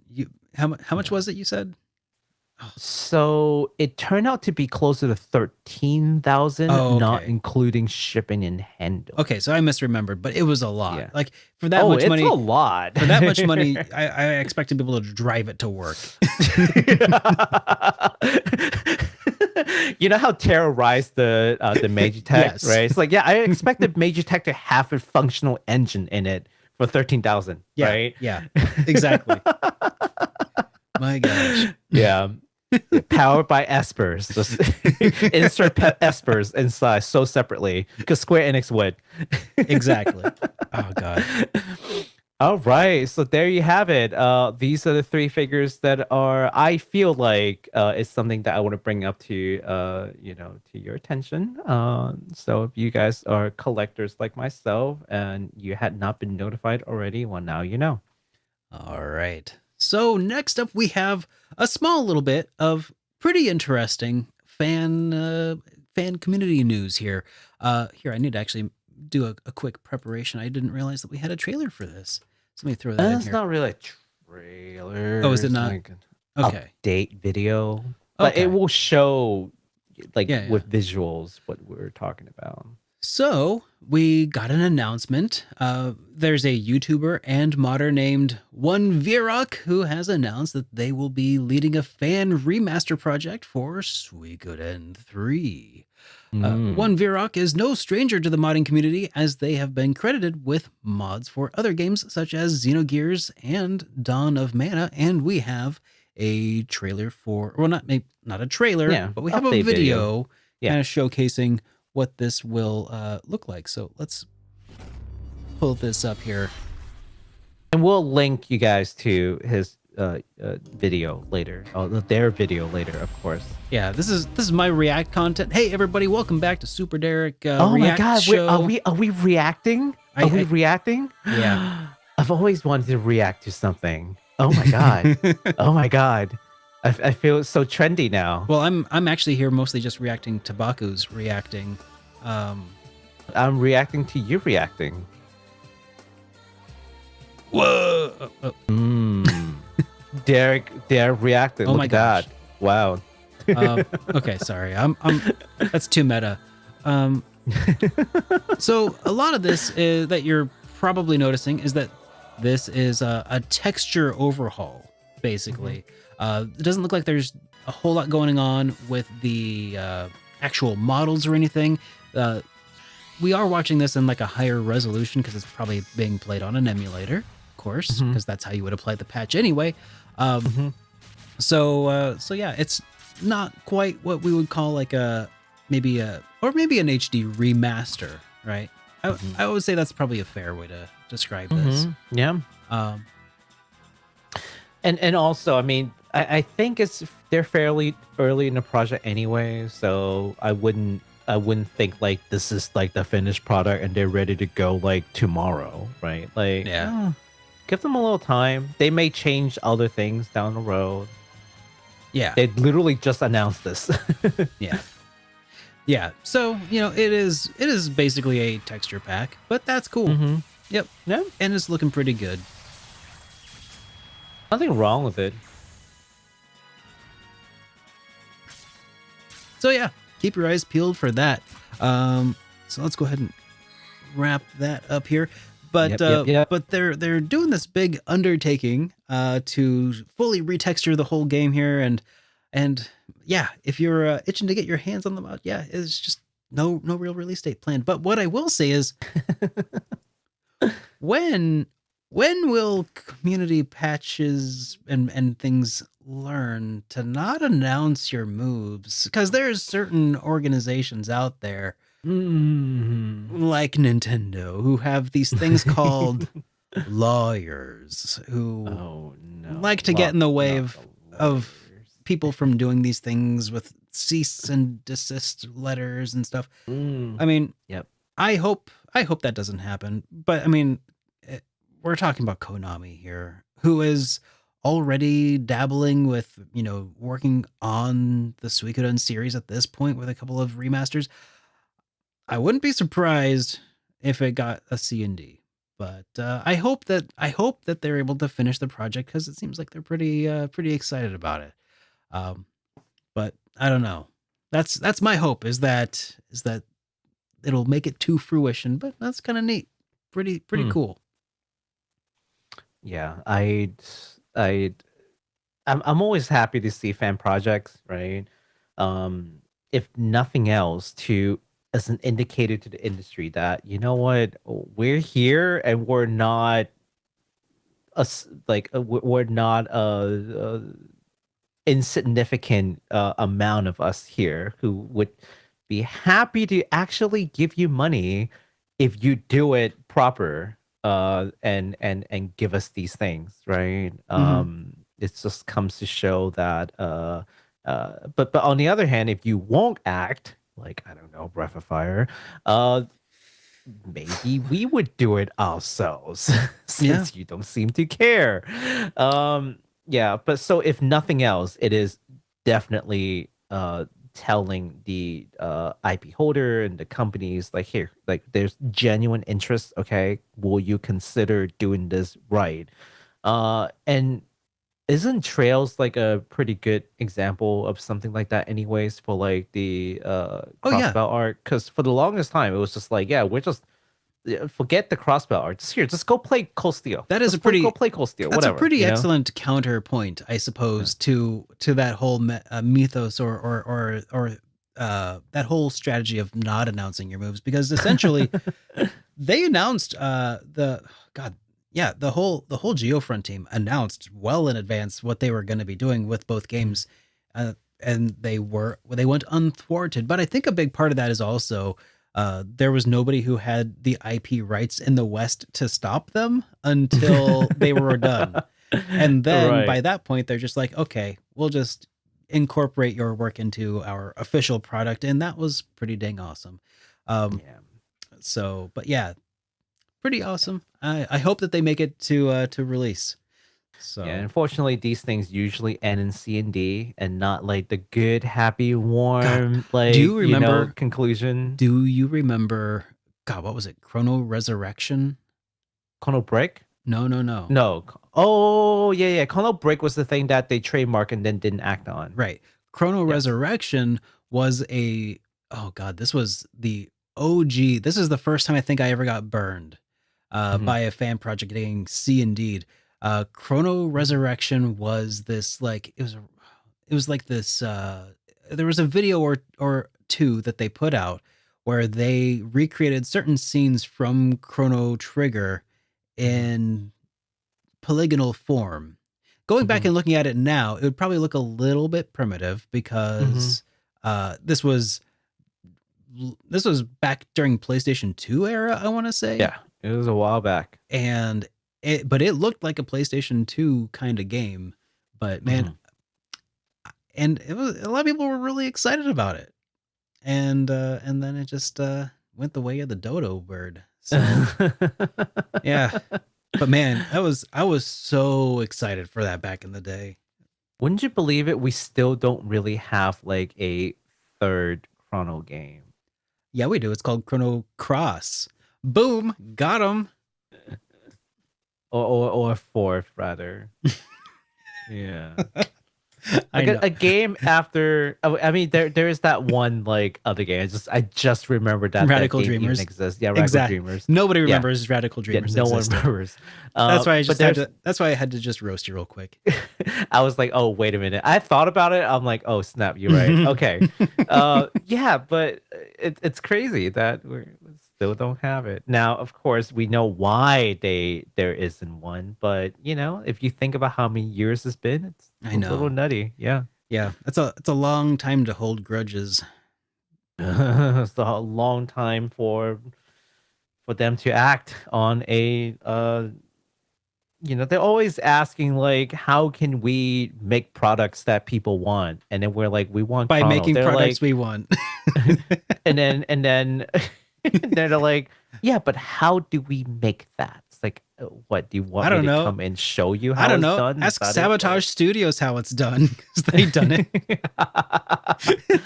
Oh, And I mean that in the geez. best way possible. Yeah. But anyways, I think that about does it for the community news. So that leaves us Yeah. with just one final section here where we'll be responding to some of the super chats that have rolled in throughout today's show. Yes. Kicking us off here, right? We got Still Alive, who says, do you have any good RPGs where you get a ridiculous amount of playable characters such as the Suikoden series or Chrono Cross? Do you have any good RPGs where you get a ridiculous amount of playable characters such as Suikoden series or Chrono Cross? A ridiculous number of playable characters. Can I answer that one Go for it. real quick? Yeah, please. Not like the kind of RPG that you're thinking about, but tactical RPG. I mean, Oh, yeah, there yeah. are plenty of playable characters in tactical RPG. I don't, because it's kind of here's the thing, and it's gonna rub some people the wrong way, but I feel like it's kind of an oxymoron to try to put lots of playable characters and also an RPG, and you want to ask for good. That's a unicorn. Yeah. You know, I mean, except it's, for, I think, I think it's to your point. Like you mentioned this the other day, or somebody mentioned this the other day. Mhm. Actually, the caller who left us a voicemail mentioned this the other day, Mhm. that they wish that the extra playable characters were actually just, instead of being playable characters, to just be like bonuses that you could get or items or loot or something like that. Yeah. And that makes a lot of sense. Like maybe important key characters, but not like necessarily playable characters. Yeah. Because Suikoden, they had 108 stars of destiny that are recruitable, but far fewer than that were actually playable, or even like stuck around after the recruiting scene was done. Like a lot of Suikoden's like, hey, you got one, and then they are basically an item or an event or some special bonus that gives you access to a mini game or something like that. A lot of the stars of destiny are not actual characters; they are perks or things that you can do. I'm okay with that. And Yeah, that, that's yeah. fine. Yeah. But like Chrono Cross did not do that. Chrono Cross instead made a bunch of half fleshed out characters, or in the case of Skelly, not even fleshed out at all. Oh no! Yep, yep. Oh no! You're angering all the Chrono Cross fans. Stop! Oh no, the Chrono Cross fans know that that's a joke about him being a skeleton, Okay. not being fleshed out. But Thank you very much. So yeah, other games that have a ridiculous number of playable characters, I will say, are the Trails games. Actually, Okay. Oh yeah. Oh yeah. No, you're Yeah. right. Oh yep. Yeah, Okay. There you go. maybe not 30, but I would be very surprised if by the time I play Trails into Reverie, I bet that there will be over 20 playable characters. I mean, it's the way things are going. That's a It's a lot. lot of characters. It's That's a a lot of lot. characters. And Yeah. they are every single one of them is fleshed out really well. Yeah, because it takes multiple games to do that. Yes, exactly. Exactly. Like you could probably do like, 6 to 10 characters per arc. And I feel like Mhm. that's kind of what they've done. Except Cold Steel, man, I'm still wrapping my head around it because Cold Steel has Class 7, which is like a cast of like 8 characters, and now they have new Class 7, which is like another 6. And then Mhm. oh my god, there's the characters outside of Class 7. Heck, Cold Steel in and of itself has more than 20 characters. I'm sure. I'm positive, including all of like the temporary guest characters and things. Oh my Mhm. god. I don't know why I didn't think of this sooner, but yeah, that's Still Alive. That's the one. That's the one. I say that qualifies ridiculous number of playable characters. Yeah, that's true. And so I got a question for you on that one, right? So it is the problem that I see in this one game series that I follow. But I'll give you the scenario, right? Yeah. So there's a series of game that you might have heard me talk about called Super Robot Wars, right? Oh yeah. Now, every single Super Robot Wars we call like the traditional Super Robot Wars. Basically, the way that they structure is that there's usually a main character and their story, and that's usually the central story, and they have their own unique mech, and then they will throw in a bunch of like mismatch of like mecha series and their respective mechs in there, and they'll make it a game, right? Yeah. And then the next game will be basically, for the most part, completely unrelated. You will have a new protagonist that's a Ben Presto original, original mech, original character, and then a bunch of anime, series, and they'll throw in different anime series, and then there will be a new game, so on and so forth. And then here you are, you've got like 30 titles or so, right? Yeah. And that's all good and fine. But here's the thing that was kind of interesting that they did. So back in 2010 or so, or maybe a little earlier than that, they released a new game called Super Robot Wars Original Generation. What that game does is that they took all the original characters from all the different series and meshed them into a cohesive self-owned universe. And the idea was that instead of having all these anime IP rights holders, we have we have so much lore. They could make from it the years. They can make a We've Super made Robot our Wars own world, and then so keep it's all of the royalties. that's right. And it's a completely independent world from all the other. I mean, they take tidbits of like stories from all the different games and they weaved out this cohesive world. Okay. With all the different protagonists. It's like the Trails, except with robots and all these protagonists, right? Here's the problem.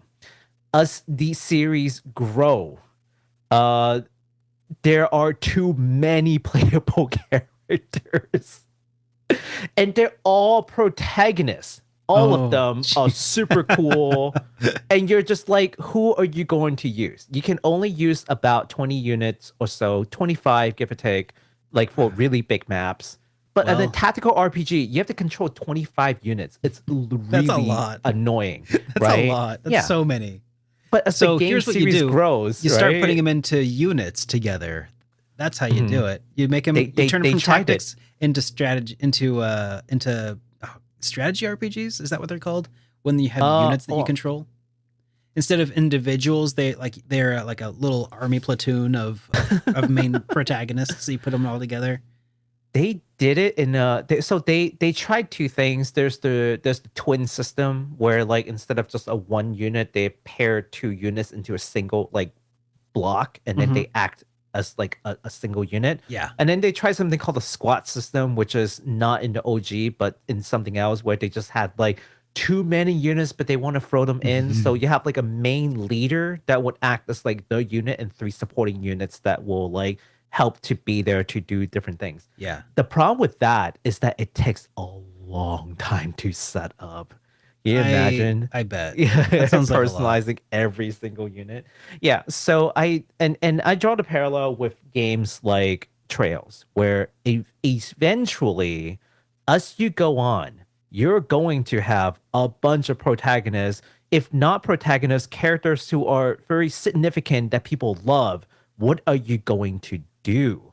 You bench one, people are going to get mad at You're you. gonna You don't bench them, you have too many. hopefully what Yeah. happens is you get big enough that you can keep making games starring the protagonists or that their stories conclude, which is something else that has happened in the Trails series. Mm. Characters, their arcs are done, and they don't necessarily have to die off for that to happen. I mean, but they could. Mhm. But like once somebody's story is done, you need to know when to stop, which is something that I think is hard for some game developers to realize when that has happened. Mhm. Sometimes it's okay to like say this is the end of this story. The chapter closes. Um, Yeah. yeah. So, It's an yep. interesting phenomenon with these. Like, you don't really think about it, but then as it goes on, it becomes more apparent over time. That's like, this might be an issue. Like, how are they going to solve it? I mean, there are many solutions. It's interesting to see what they will end up doing. I Yeah. think your solution is very valid. But whether or not they do that or they'll have a different take on it, I can't wait to see what they'll end up doing. Yeah. Yeah. Well, we All right. got another one here, another message here from Mesa Jake who says, "I love my weekly hit point. Will it continue while Baku is traveling? If so, may I suggest a guest YouTuber host like Brandon, aka Just the Gems?" Um, Just the gems. yeah, Just the Gems. He's an up and Just the coming gems. YouTuber. Have you not seen him? He's I got some I, good I have videos. not. I Oh don't yeah. watch a lot of Oh yeah. YouTube, He's despite being on YouTube right now. growing pretty quickly in the space. He's a pretty cool Ooh. dude. Um, Okay. but that aside, I don't think that it's going to be continuing without Baku because Baku is he's just a good friend of mine, and honestly, like that's why Hit Point is as good as it is because I already knew we had a pretty good rapport before even starting. Um, That is true. and you are just as much part of Hit Point as I am, and I couldn't do it without you. So, Thank you, sir.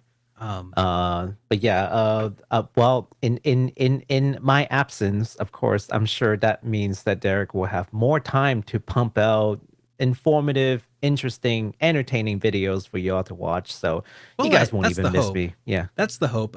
So Yeah. I do hope and plan to continue to talk about maybe industry news or other things during the downtime when Baku's Mhm. gone. Kind of reprising some of my older JRPG weekly update formats. So keep your eyes peeled for those, and if you like them, make sure to click and watch them because sometimes when I go out on a limb, YouTube is not always the kindest. Yeah. With its algorithm. Mhm. So yeah, just keep an eye out for them. Next up, Still Alive says, "How long does it tend to take you to learn new RPG's combat mechanics? Do you go through a lot of trial and error before you feel confident playing it?" Mm. Guess it depends on the game. I It mean, really some does. games are pretty easy to pick up. Other times, like even just Persona that I'm playing right now, their spells makes no sense in like the naming convention. It's like mak takatatura. And I'm like, what does that do? And Mr. Oh, Invalid's I like, think oh the yeah, one. it does that thing. Like Yeah, what? you're talking about uh, Ma Marata Kaja. There's so many. So Marako many. Kaja. Yep. Whichever. That's the one where you unconfuse everybody in your party specifically. Is it? Or is it Mataru Kaja? Because it could be. Those are the buffing spells, by the way. What about the debuff spells? Like, well, it's some kind of weird like coding convention going on. I'm like, you know what? I'm not gonna learn this. Yeah, I know. So, but of course, I'm sure the question goes beyond just like the naming convention of these things. But it really trips you up. It's not just like debuff. It's like some weird like thing that you have to learn, and it kind of goes hand in hand with these mechanics too, right? Yeah. So, um, yeah, no, I don't think I've ever found a game that where the mechanics is so difficult that I'm like, oh geez, like I am just having a terrible time learning this thing. Like they tend to be pretty good about And I think a big yeah. part of that is in part due to uh, common conventions that hold true between RPGs. Like we That's true. call the fact that we call things strength or attack versus defense, and things like that. And it's such a subtle thing that I took for granted Hmm. until playing a game that decided to really change up a lot of those common conventions, and Hmm. I was left completely dumbfounded for hours, to the Was it point. Starfield? Did you No, play no, no, Starfield? No. no, no. I was dumbfounded by this for hours, and I was going to make a review about a game, but it repelled my advances so thoroughly, um, Oh, I know what you're talking about now. I that remember now. I just dropped. I dropped the review. I showed Baku what I was doing, and it's like, and during that whole thing, basically, it was Baku was my rubber ducky, essentially, Mhm. where I was like, here's this thing that I'm trying to do, and it just doesn't make any sense, and then here's this Mhm. other thing, and here's how you have to do this exactly perfectly in order to even get past the first like two enemies, Mhm. and then something clicked, and I was like, oh, that's how it's done. Um, But you did find the mechanics while we were chatting, yeah, which made a whole lot of sense then. It's like, oh, okay. well, that was some of them. Okay. Um, Yeah. but anyways, I don't think that I was really mad at the game at the time.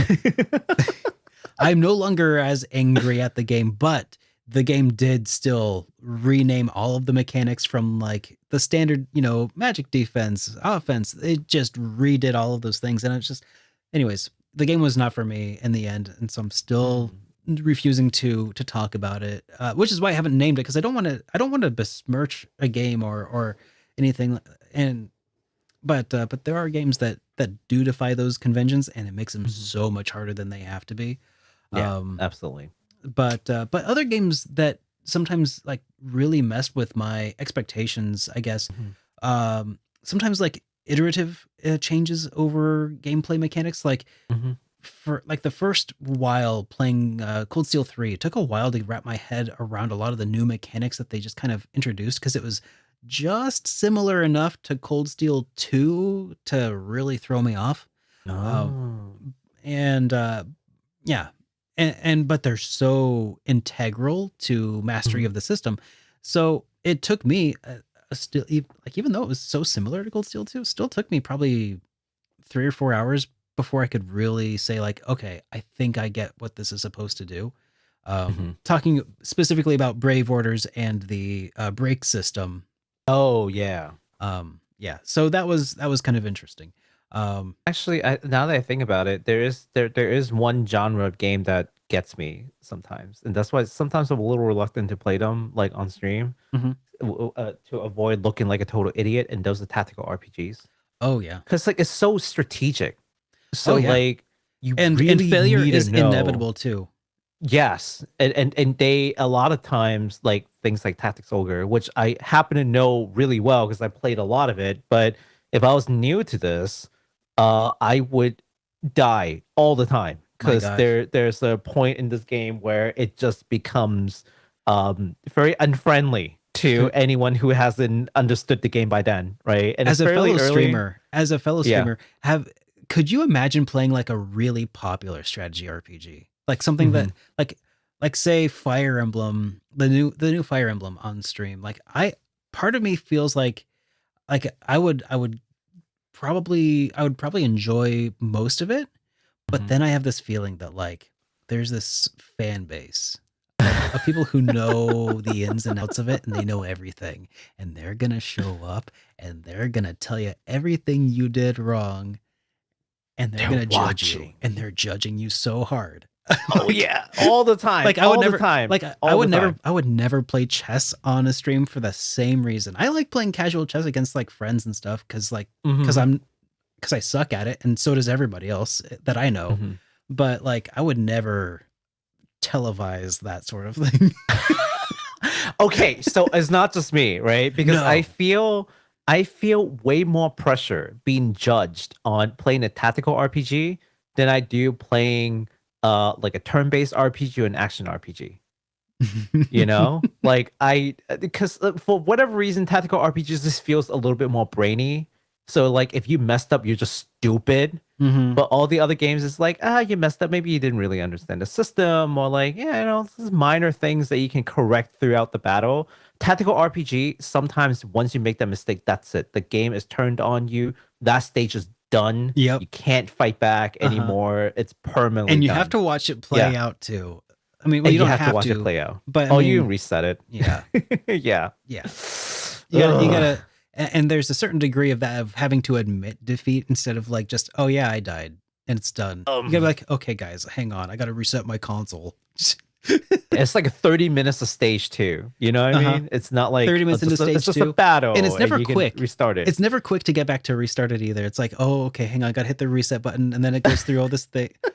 Oh man, that's one of my least favorite things about RPGs from back in the day is like if you died, like it would punish you by like not only like showing you like a you died screen, but then it'd send you back to the main menu and then it would play like an animation and then you gotta wait for that to finish and then you could hit and then you gotta load your game because the thing doesn't just. But the worst is when the default option is new game. Because the game knows that you're just mashing the A button to get to the next section, but then it's like, oh, okay, new game. Oh no, now I gotta restart the game again. And it's just so, and it punishes failure so bad. Okay. Anyways, that's one of the absolute worst. I remember those days. Okay. OGs know. Okay, so next, I hope that answered your question sufficiently. Next up, still alive. Do you stop an RPG once a new release drops, or continue playing it until complete and then play the new game, or do you try playing both at the same time? What do you say? What do I say? Well, it is part of my strategy for how I defeat my backlog and beat RPGs is to play one at a time. As a result, I mean, I will nowadays diverge sometimes for brand new games, and I'll play, 5 to 10 hours of one in order to do like an experience points video talking about it. But rarely will that result in me like playing through to the end. I mean, it happened with Sea of Stars. I didn't start with the intention of finishing the game, but it just kind of happened that way.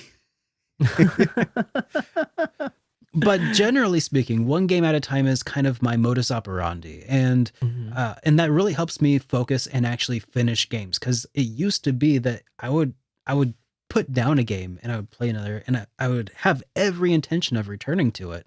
But then by the time I would return to it, if that ever happened, I would have no idea what the heck I was doing anymore. And as a result, my backlog became massive to the point where what I decided to do is start reviewing them in order to motivate me to finish them. So yeah, I think that narrowed focus helps increase the cadence at which I can review games. That makes sense. And also just it kind of forces me to stop replaying the same things over and over too. So Well, especially when you're like reviewing games, like you want to keep like your mind fresh on like all the critiques and all the plot points. It's hard to jump between and then come back and be like, oh, I perfectly 100% remember how this game went. It's hard for most of us. That said, sometimes I find that a little bit of distance though can also add clarity too. That's true. That is true. I'll take a step back and then come back to it. Yeah, that makes sense. Yeah. We just got a comment in chat that said I've watched a number of streamers play recent tactical RPGs like Tactic Ogres and Brigadine, and I absolutely judged the streamer while watching it. So you've just confirmed our worst fear. Thank you. Hope you sleep well at night. I feel validated. I feel validated. Thank you. But back to answering Still Alive's question. I'm a little weird. I more than a little weird. Yeah, more than a little weird. I'll play 3 games at a time. About 3 games at a time. Wow. And I'll explain. I'll have one main game that I won't quit until I won't replace until I'm done. But I'll have 2 games on the side, and those games are typically not RPGs. And even if they are RPG, it'll be like Pokemon, where Okay. like it's completely inconsequential. The story is just whatever. I'm not playing Pokemon for story. I'm playing Pokemon just to like collect things and just relax and like go beat up little kids. The game that you just sit and enjoy for your own enjoyment rather than the entertainment Right. of yourself Right. and every other. Yeah. Yeah. Now those games I'm free to replace if something new that comes along that attracts my attention. Like recently I've been playing this game called the Suikoden game, which has blown up in social media and in Japan, which is basically a kind of Tetrisy kind of game where you drop fruits down and they combine in likes, and then they keep growing up until they grow up to be the biggest fruit, which is the suika, which is the watermelon, right? And whenever fruits combine, you get points, right? So that's how you get points. But the fruit stays in there. So once you overflow, that's it. That's when this game is over, right? So Yeah. you want to strategically place the fruit so that they combine in a way that like you can put more fruits in, basically. And then each time they combine, it shrinks a little bit to give you a little bit of space back, if that makes sense. Yeah. Yeah. So I've been playing that, but that's a game that I can just drop anytime, right? It's just one of those like fidget games, if you will. Like I'm not sitting down full focus, going through an RPG. Sometimes you need little things as palate cleanser in between. So I have those. But for the most part, it really is just one game start to finish. Like right now for me is Persona Royal. That's the game that I'm sitting through start to finish, and I won't start a new game until that is done. That's the main game. But then I have like Pokemon on the side that I'm still playing. I've been playing that game for like a year now. I've made no progress, but it's there. If I want to pick it up just to catch another Pokemon and embarrass another child on the way, sure. And then I'll play something like a rhythm game, a Suika game, some other games that aren't RPGs, just to mix things up. And it's great. It's good to kind of like what Derek said. Like you want to play other things, take a step back, and then come back to it. Gives you a little bit of clarity. I do believe it. All right. Well, we got one more question actually just Oh my rolled in. God, still alive. Yep. You're still alive. They are indeed. And they say, last question. They said, I just got Beyond the Beyond on PS1. Have either of you got experience playing this one? What would you Sounds believe so me? familiar. It's one of Camelot's first games.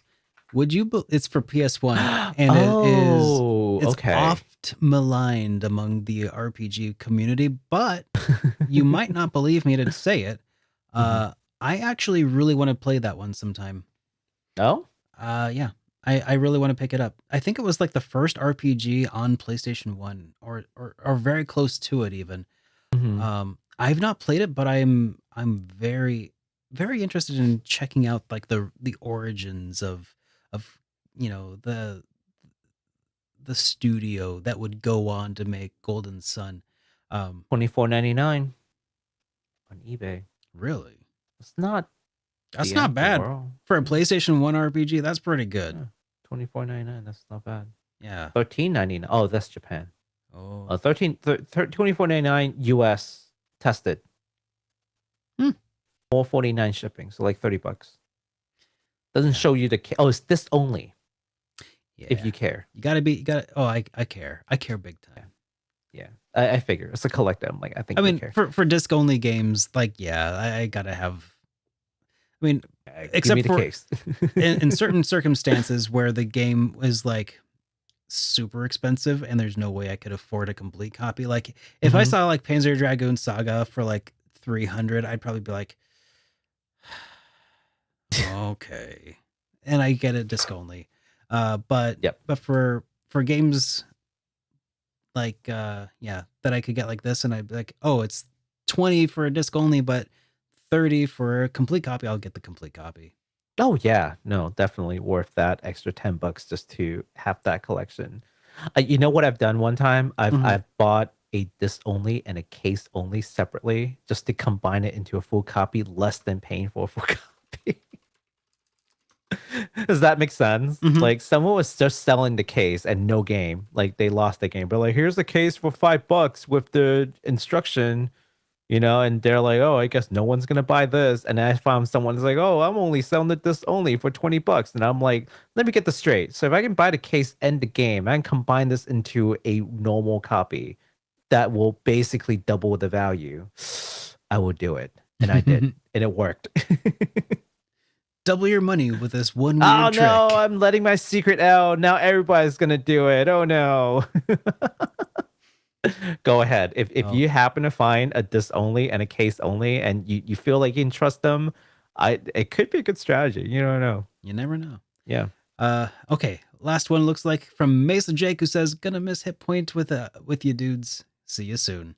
Thank you. And with that, well, we'll miss you too, guys, but we will see you on is it beginning of November, you think? Is that when you're going to be back? No. No? I will be back in the States on the 12th or 13th. Oh, and I'm going to be gone. I'm flying on that. the 12th. Yeah, it's going to be a little while. We'll keep you posted on when we return.